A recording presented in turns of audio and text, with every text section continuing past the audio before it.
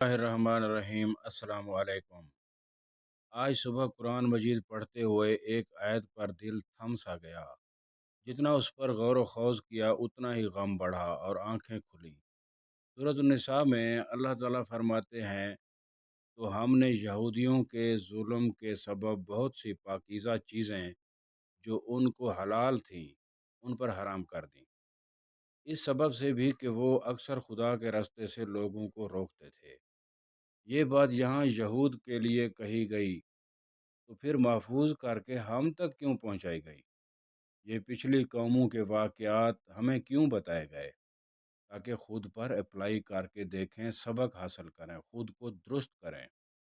ہمارے ہاں گھروں میں جھگڑے ہوتے ہیں، کیسے کیسے خان بنے پڑے کے پڑے رہ جاتے ہیں، کوئی دیکھتا تک نہیں، ہونے کے باوجود کسی کے نصیب میں نہیں ہوتے۔ میرے پاس روزانہ ایسے مریض آتے ہیں جو بہت کچھ کھانا چھوڑ چکے ہوتے ہیں، کچھ کو میں خود بھی کسی ضروری وجہ سے وقتی طور پر کچھ چیزیں کم کھانے کا مشورہ دیتا ہوں۔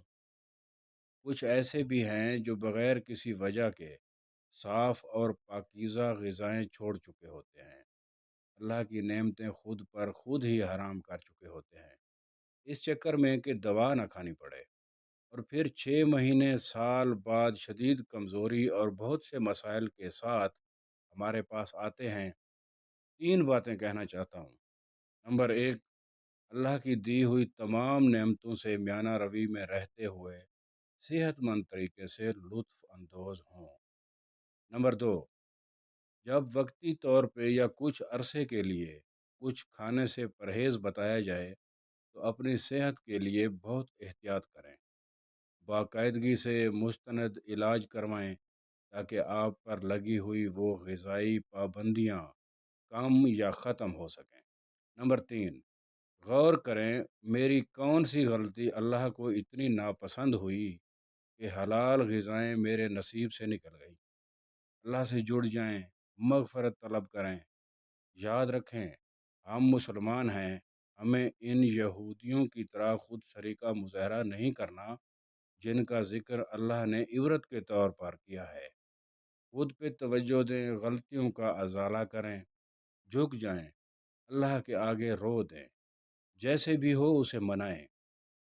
یقین رکھیں اللہ سے مغفرت کی، اس سے دل جوڑنے کی کوئی ڈوز لمٹ نہیں، اس راستے پہ کوئی نقصان نہیں، کوئی سٹریس نہیں، سب سکون، سب خیر ہے۔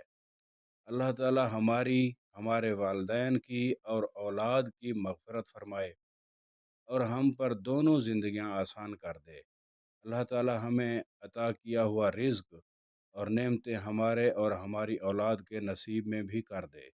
ناظرین دعاؤں میں یاد رکھیں۔ السلام علیکم۔